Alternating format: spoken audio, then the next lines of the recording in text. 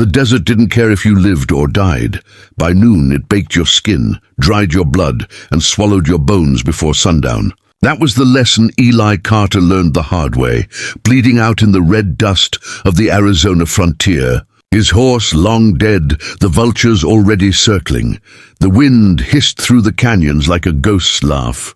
He could barely lift his head when he heard the soft thunder of hooves. For a second, he thought it was death itself, riding down to collect him. Then a figure appeared out of the heat shimmer, a woman fierce and wild, her dark hair whipping in the wind. He blinked through the sun, thinking it a mirage.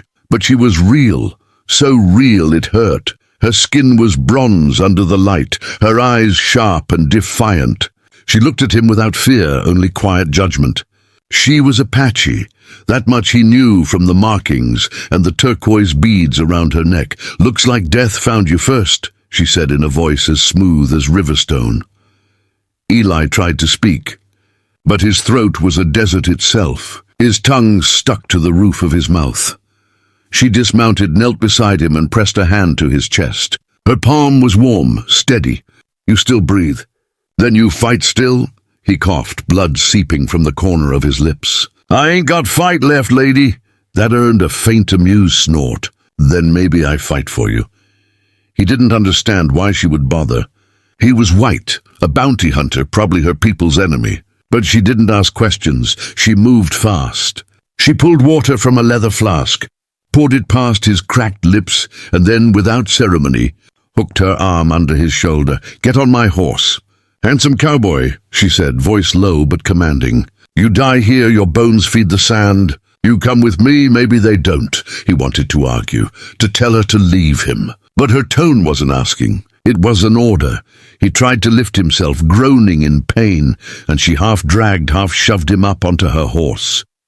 As the horizon swayed before his eyes, he managed one rasping word. "Why?"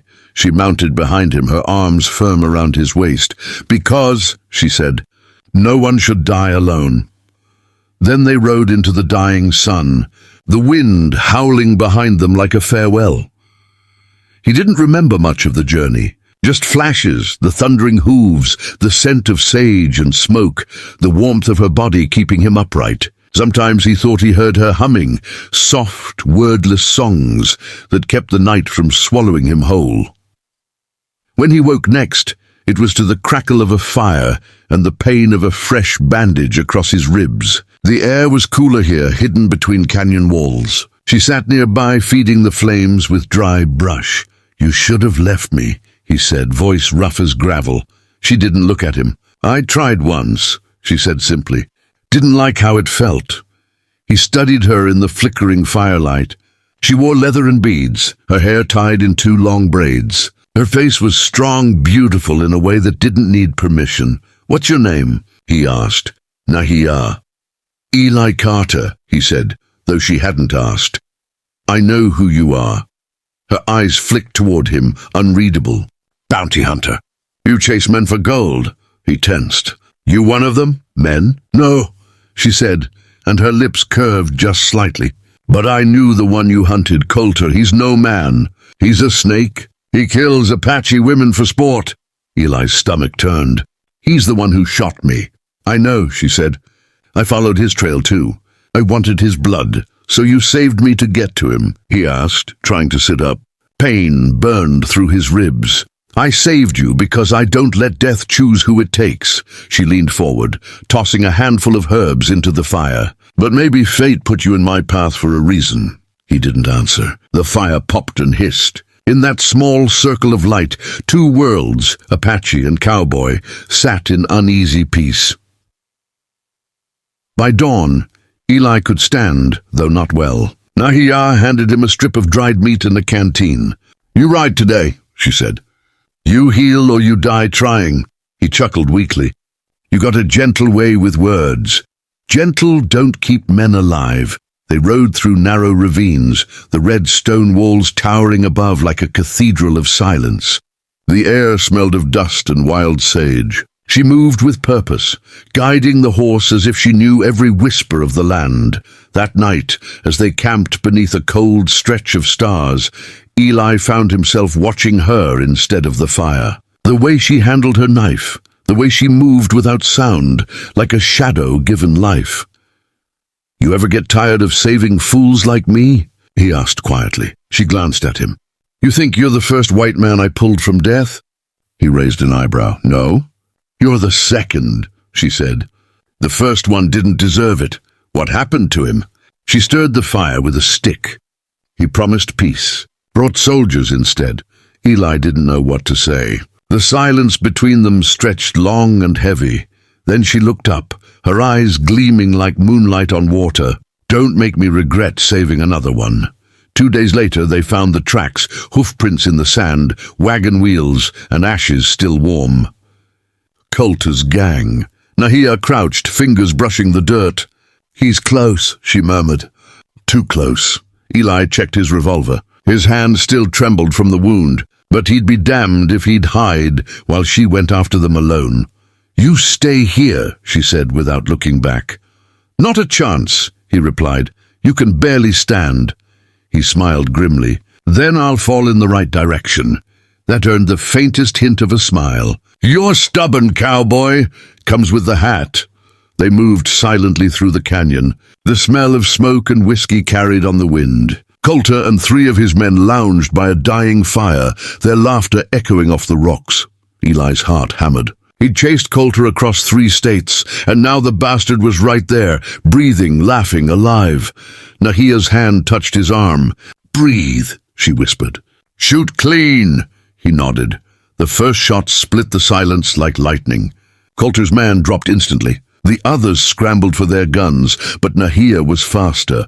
Her rifle cracked twice, 2 more fell.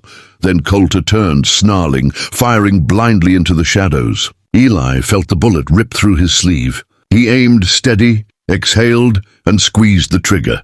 Coulter's body jerked, stumbled, then fell face first into the sand. It was over in seconds. The canyon went still. Eli lowered his gun, breathing hard. Nahia stepped past him, knife in hand, and knelt beside Coulter's body. She cut a small braid from his hair, tied it to her belt. "For my sister," she whispered. Eli swallowed. "He was the one?" She nodded, eyes dark. "He killed her last winter. She was 16. He wanted to say something, anything, but no words fit the moment. Only the desert wind spoke, whispering through the rocks. They rode back in silence, the rising sun painting the cliffs in gold. By the time they reached the valley, Eli's wound had reopened, blood soaking through his shirt. Nahia helped him down, lowering him beside the fire. Her hands pressed hard against his ribs. "You'll live," she said, though her voice shook a little. He managed a weak smile. "You sure about that?" She met his eyes. "You're too stubborn to die." He reached for her hand. "And you're too kind to let me." She froze for a moment, then squeezed his fingers once before pulling away. "Don't mistake mercy for kindness, cowboy." He chuckled softly. "Call it what you want. You saved me twice now. That's more than most ever did." That night he couldn't sleep. The fire had burned low, and she sat apart, watching the stars. He walked over, wincing with every step. "You ever think about leaving this place?" he asked. She tilted her head. "And go where?" "Anywhere." "North, maybe." "Away from the killing," she smiled faintly. "You sound like a man who wants to run." "Maybe I'm a man who's tired of graves." She looked at him for a long time, then back at the fire. "My people don't run from what's buried. We live beside it." He nodded slowly. "Then maybe I'll stay beside it too." Days passed. His strength returned. The bond between them grew, unspoken, fragile, but real. Sometimes they rode together, saying little. Sometimes she taught him words in her language, and he tried to say them until she laughed. One evening, as the sun sank low and painted her face in gold, he said, "You ever think maybe you saved me for more than just mercy?" She looked at him, eyes searching. "Maybe, but if I say yes, will you stay?" He smiled softly. "You don't have to ask."